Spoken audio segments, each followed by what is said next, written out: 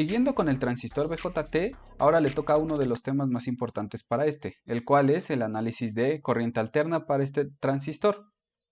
Como primera parte tenemos que el transistor puede amplificar lo que es señal pequeña, que puede ir desde orden de microvolts hasta unidades de volts, o de señal grande, normalmente donde su amplitud o su voltaje que maneja ya son mayores a las unidades de volts.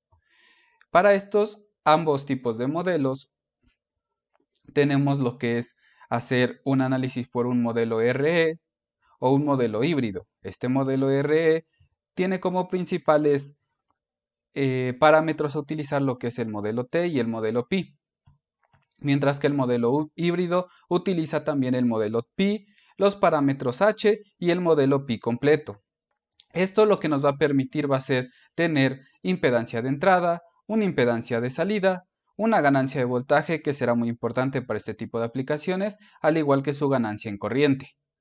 Sin embargo, para poder hacer un análisis de CA de manera completa para un transistor BJT, primeramente habrá que hacer un análisis de CD, el cual, pues, como ya conocemos, nos otorgará lo que es la beta de CD, la corriente colector, la corriente base y algo muy importante, la corriente de emisor, cuyo este parámetro será de los críticos para nuestro modelo a utilizar, el cual nos vamos a centrar primeramente sobre el modelo RE. De manera que una vez obtenido este modelo de CD, podemos hacer el modelo de CA y obtener lo ya mencionado. Para poder empezar con el análisis de CA, vamos a ver cómo es que es el modelo de RE para un transistor BJT. Primero, se llama así debido a que utiliza el valor de la resistencia del diodo que existe entre la unión de la base emisor. Su análisis es sencillo y aplica para una infinidad de configuraciones. Primeramente, para el modelo RE tenemos su representación como el modelo T. Este modelo T empieza con teniendo nuestro transistor, en este caso un NPN, de manera que su representación es la siguiente. Como pueden observar, el modelo T se basa principalmente en que la unión entre base, colector y emisor forman una T acostada. Esta representación es la preámbulo para el modelo Pi. A partir de aquí podemos hacer una representación con el modelo de la resistencia del diodo, teniendo entonces que nuestro modelo T se comporta de esta forma. Ahora bien, con este modelo nosotros podemos ir hacia el modelo Pi, simplemente evaluando lo que es el voltaje en la base emisor para este circuito, teniendo que nuestra impedancia de entrada, que vendría siendo la que se encuentra de esta parte, es el voltaje de entrada entre la corriente de entrada. Como nuestro voltaje de entrada es el voltaje base emisor y nuestra corriente de entrada es la corriente de base que circula por esta malla, tenemos entonces que también se puede representar el voltaje base emisor como la corriente de emisor y su respectiva resistencia de emisor. De aquí, sustituyendo la ecuación 2 en la ecuación 1, tenemos entonces que nuestra impedancia de entrada va a ser la corriente del emisor por la resistencia de emisor de nuestro diodo sobre la corriente base. Pero como bien sabemos, la corriente de colector que fluye es aproximadamente igual a la corriente de base, y como la corriente de colector es igual a lo que es beta por la corriente de base, tenemos entonces que nuestra impedancia de entrada quedará como beta por nuestra resistencia en el diodo. Con esto nosotros podemos representar el siguiente modelo, que es el modelo Pi, a través de la ecuación número 5. El modelo Pi, como ya se les mencionó, utiliza lo que es la impedancia de entrada para representarse. Esta representación tiene la siguiente forma. Como se puede observar, parece como si tuviéramos una configuración tipo pi o el pi o la imagen de la constante pi de manera de cabeza, donde nuestra impedancia de entrada se representa con lo que tenemos y nuestra salida con la corriente de colector o en su caso beta por la corriente de base. Este modelo, si lo analizamos de manera detenida, se parece o es muy similar a lo que ya se conoce como los modelos de dos puertos, en los cuales tenemos una corriente de entrada, una corriente de salida, una impedancia de entrada, una impedancia de salida y sus respectivas ganancias tanto de voltaje como de corriente.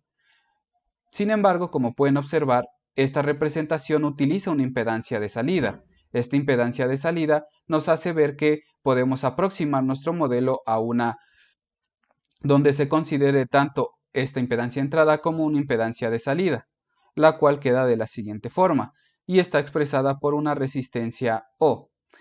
Estos valores de resistencia, tanto la resistencia del diodo RE como la resistencia RO, se representan de la siguiente forma, donde RE va a ser aproximadamente 26 mV entre la corriente de emisor de corriente directa. Aquí es donde se menciona que este valor será importante para este tipo de modelo, mientras que la RO será la variación que existe en el voltaje colector-emisor DC sobre la corriente de colector DC. Normalmente la resistencia de RO tiende a ser grande, por lo cual para algunos análisis podrá ser considerada despreciable debido a las características que puede poseer con la resistencia de colector, que quedaría en paralelo a ella. Para este caso, podemos observar que el modelo superior es el modelo BJT para configuraciones con emisor común, teniendo esta la polarización fija con realimentación de emisor, la polarización de retroalimentación de colector o de emisor seguidor, así también como la de divisor de voltaje, mientras que nuestro modelo BJT de base común se muestra en esta parte inferior.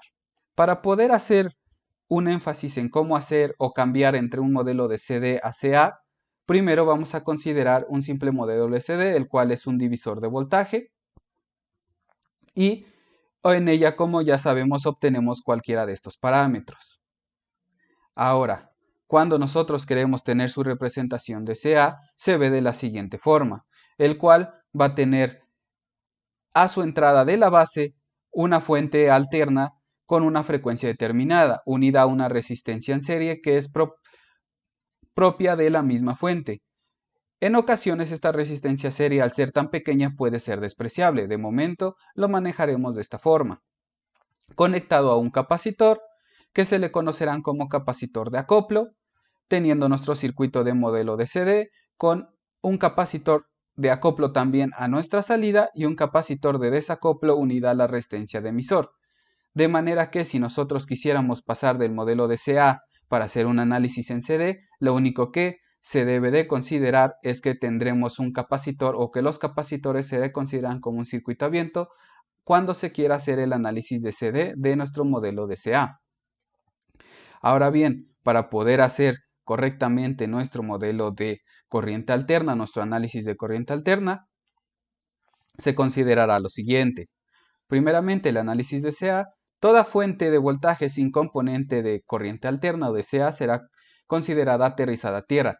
Esto quiere decir que aquí, al tener una fuente de CA y una fuente de CD, si las de CD no tienen ninguna componente de CA, simple y sencillamente esto estará conectado a tierra. De manera que la resistencia R1, R2, RC se conectarán a tierra para analizar de manera adecuada tanto nuestras impedancias de entrada como las impedancias de salida, así como nuestras respectivas ganancias. Por otro lado, los capacitores en frecuencia alta se considerarán como cortocircuito.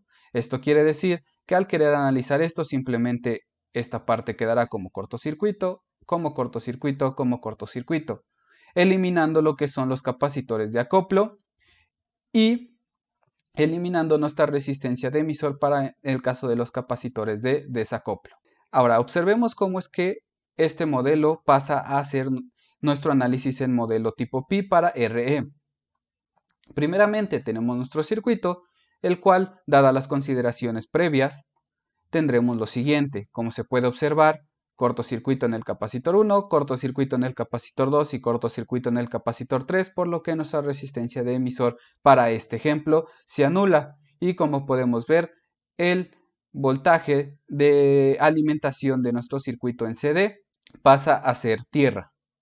Con esto tenemos entonces que el modelo RE se aplica hacia nuestro transistor, de manera que nuestra configuración queda de la siguiente forma. Como se puede observar, tenemos el paralelo de R1 con R2 conectado a nuestro modelo RE. Este modelo RE será el básico para cualquiera de las configuraciones previamente mencionadas. El capacitor 1 y capacitor 2 se consideran de acoplo y el capacitor 3 de desacoplo. En dado caso de que el capacitor 3 no existiera, aquí aparecería una resistencia más, lo cual pues podría complicar un poco más nuestro análisis, sin embargo es posible realizar. En el siguiente video se mostrará un poco más acerca de lo que son los capacitores de acoplo y desacoplo, así como cómo calcularlos para determinar un respectivo valor y pueda funcionar de manera adecuada con nuestro circuito.